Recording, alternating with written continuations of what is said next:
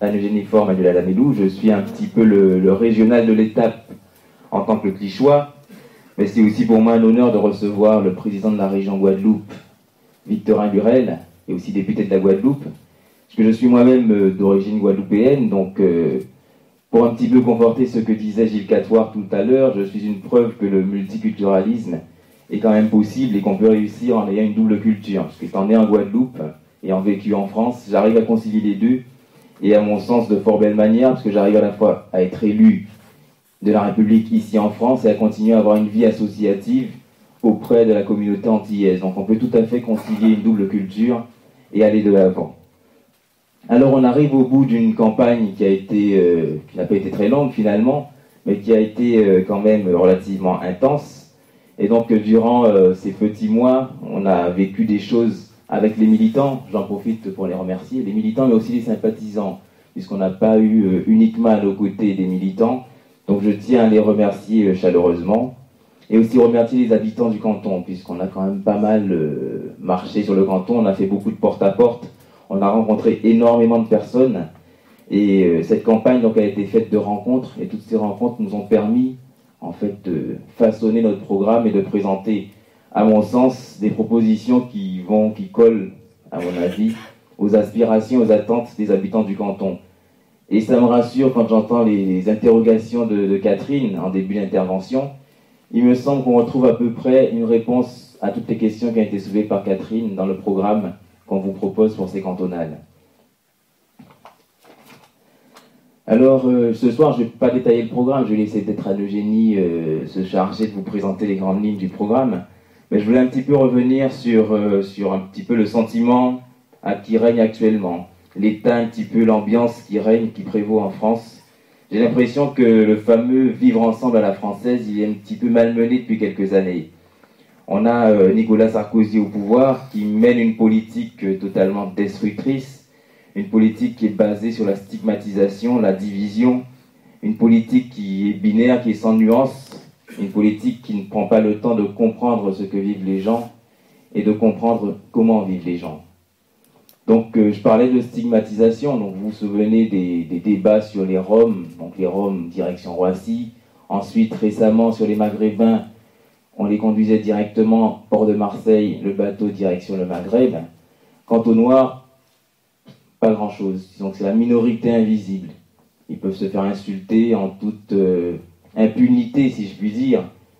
Je vous renvoie aux propos de Fickencrot, ou plus récemment Éric Zemmour, qui d'ailleurs est devenu le conseiller de l'UMP aux questions mémorielles, et encore plus récemment l'héritier de la famille Garlin, tout auréolé de sa Légion d'honneur, qui se permet certains propos qui restent totalement impunis. Donc quant à l'approche qui est faite de la laïcité par l'UMP de Copé, donc ce sont des débats pour moi qui sont d'un autre temps. On a l'impression plutôt de se situer dans la deuxième moitié du 19e siècle. Donc j'espère qu'ils n'iront pas plus loin que le 19e siècle, parce qu'on risque d'avoir quelques soucis, en particulier les Noirs. Donc ces leaders de la majorité présidentielle, ils font le choix délibéré de flirter avec des idées haineuses pour créer les conditions d'un deuxième 21 avril 2002. Donc ils essaient donc de nous priver d'une liberté de choix, puisque je vous rappelle qu'en 2002, on n'a pas eu le choix. Il fallait voter soit Front National, soit Jacques Chirac. Donc une privation de choix, pour moi, c'est une privation de liberté. Donc il ne faut pas se laisser piéger par ce débat qui est en train de naître, qui est en train de croître en France. On essaie de nous tromper. Donc il faut rester vigilant et il faut agir dès maintenant. Alors, pour ne pas avoir à choisir entre la peste et le choléra en 2012, donc il faudrait qu'on mobilise au maximum dès maintenant. Donc pour moi, 2012 commence dimanche 20 mars, donc il faudra qu'on soit nombreux aux urnes. C'est le message que j'ai envie de vous faire passer, qu'il faudrait que vous véhiculiez autour de vous. Donc il faut qu'on soit nombreux aux urnes, c'est ça le message qu'il faut faire passer autour de vous. Donc la menace qui pèse sur les valeurs de la République souligne encore un peu plus, s'il en était besoin, l'importance du vote de dimanche. Donc c'est vraiment un test grandeur nature. Là, ce ne seront plus des sondages, ce sera la réalité. Donc ils seront forcément regardés. Donc l'importance du vote de dimanche. Alors j'insiste, dimanche 20 mars, il faudrait être nombreux pour dire à Sarkozy, Balkany, Devedjian qu'ils en ont assez fait. On en a assez de leur jeu dangereux qui favorise la montée des extrêmes. Alors, pour vous protéger de ce rouleau compresseur qui ne cesse d'écraser tout sur son passage, on a une arme, on vous propose une arme, donc le ticket Anne Génifor, Manuel Alamélou. Assez simple, un bulletin glissé dans une urne dimanche. À mon avis, ça nous permettra déjà d'être mieux armés pour affronter l'échéance de 2012.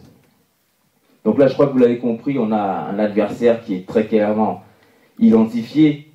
Donc on a la droite, assez dure, l'UMP, et l'extrême droite. Je tiens à insister là-dessus. Pour nous, il n'y a pas d'autre adversaire. Il est clairement à droite. Donc je souhaiterais donc passer un message à nos futurs partenaires, je pense, de gauche, sur certaines réflexions qu'à mon avis, moi je mets ça sur le compte de la colère, certains écarts de langage que j'ai pu entendre de leur part, en particulier en ce qui me concerne de certains noms d'oiseaux, béni oui oui, pantin, coupeur de tête, et j'en passe. Moi je tiens à dire ce soir que les choix politiques que je fais sont ceux qui me semblent aller dans le sens du plus grand nombre. Moi je privilégie dans mes choix l'intérêt général. Donc l'intérêt général parfois, ça dépasse les clivages partisans. Donc à partir de là, si on n'est pas capable de comprendre ça, je pense qu'il faut aller faire autre chose que de la politique. Donc c'est un message que je souhaitais faire passer à ces personnes. Et je vous dirais, pour plagier quelqu'un qui fait un peu partie de l'histoire de l'humanité, je vous dirais, pardonnez-leur, ils ne savent pas ce qu'ils disent, mais pardonnez-leur après avoir mis un bulletin en l'urne par contre. Donc mettez d'abord le bulletin en l'urne et ensuite pardonnez-leur. Parce que je ne suis pas cet homme.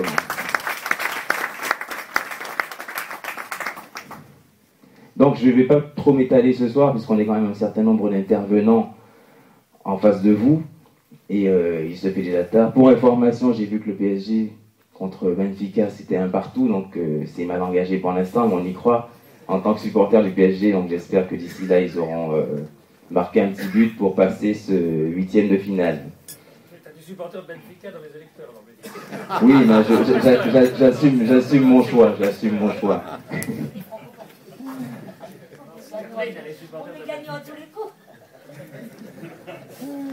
Alors, juste pour conclure, je dirais qu'il est temps de siffler la fin de la partie, puisque ça fait maintenant 9 ans que Nicolas Sarkozy est au pouvoir. Contrairement à ce qu'il essaie de nous laisser croire, il était déjà dans les gouvernements de Jacques Chirac. 9 ans de pouvoir. En ce qui concerne le Conseil général, la droite a toujours dirigé le Conseil général. Donc il est temps de passer à autre chose. Il est temps de rajouter une note d'espoir pour les habitants du canton. Et à mon avis, cette note d'espoir passe par un bulletin de vote dimanche. Anne Génifor, Manuel Alamélou. Je vous remercie.